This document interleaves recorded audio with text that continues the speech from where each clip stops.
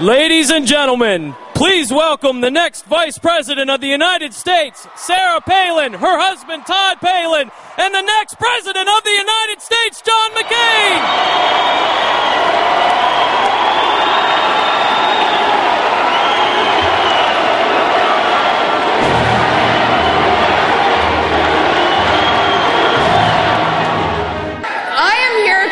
Your help in electing John McCain as the next President of the United States.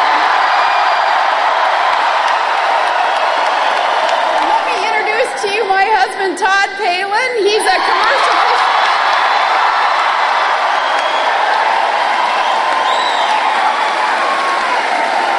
commercial fisherman. He's a production operator up in the oil fields up in Alaska. He's an Iron Dog champion. That's the 4-time champion of the world's longest, toughest snow machine race, 2,000 miles across Alaska.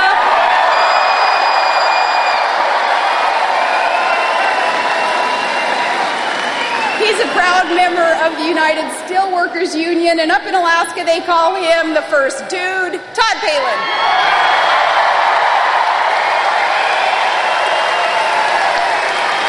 We know that it's going to be a hard-fought battle here in Pennsylvania, but John McCain and I, we are ready, and with your help, we're going to win.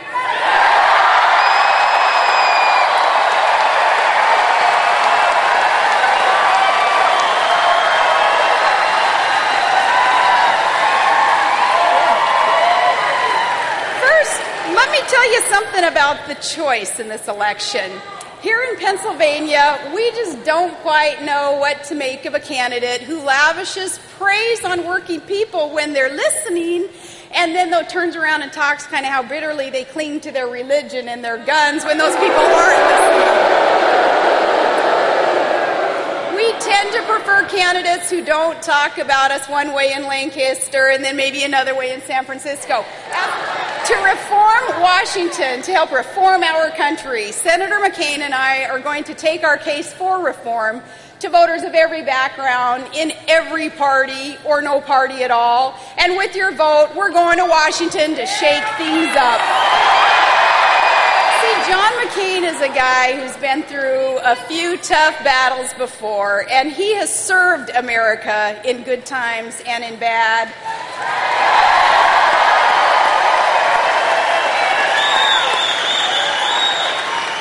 He knows what it takes to overcome great challenges. And for the job of leading our country, he's the only man in this race who's got what it takes.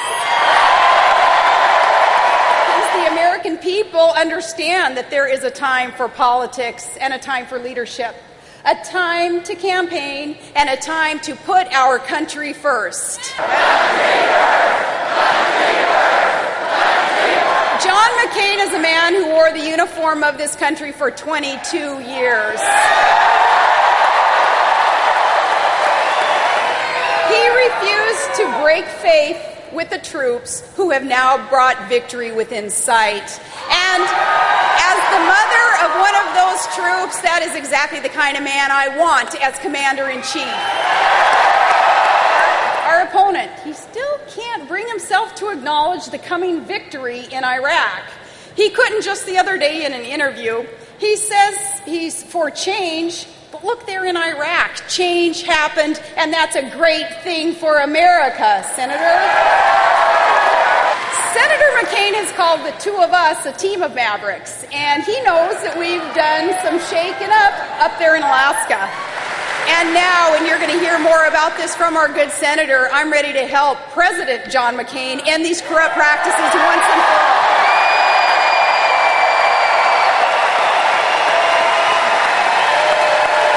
Friends in Pennsylvania, please know he is the only great man in this race, the only one in this election ready to serve as our 44th president. I am honored to get to introduce to you the next President of the United States, Senator John McCain.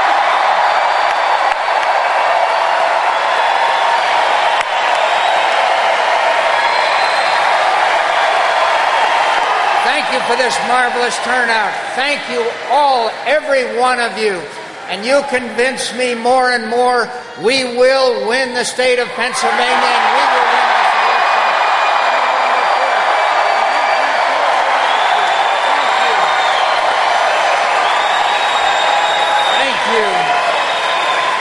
Thank you.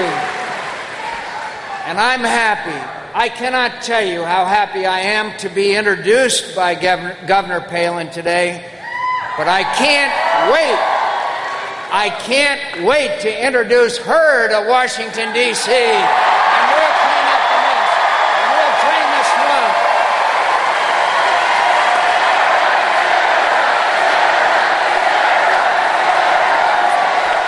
And my friends, we're the ones who will change Washington. She is the one who's changed Alaska. She's the one that took on the old bulls in the Republican Party that cleaned up the state of Alaska, and she'll clean up Washington, and we'll restore trust and confidence in government and again on the part of the American people. That's what we'll do. He said, I commit to you that we will stop sending $700 billion a year to countries that don't like us very much, and some of that money ends up in the hands of terrorist organizations. And it's going to be all of the above. It's going to be wind and tide and solar and natural gas, and it's also going to be nuclear power. Nuclear power has got to be part of any solution. And yes, in the meantime, yes, we're going to drill offshore, and we're going to drill now, and we'll fight for energy independence. And we're going to get our economy moving again, and it will create millions of jobs, millions of new jobs in America, and it'll be clean coal technology, which will help so much here in the state of Pennsylvania, and we will develop it, and we will invest in it. So we can do it, my friends, and nuclear power has to be part of it. Senator Obama opposes nuclear power. He opposes offshore drilling. And, my friends, we can't get there from here. And let me talk to you just for a minute about spending. It's out of control, my friends. It's become evil, and it is corrupted. It has corrupted Washington, D.C. And, my friends, I've got an old ink pen, and I'm going to take that ink pen and I'm going to veto every single pork barrel big spending bill that comes across my desk, because America's best days are ahead of us, and we can restore confidence in government. All you ever asked of government is to stand on your side, not in your way, and that's just what I intend to do. Stand on your side and fight for your future.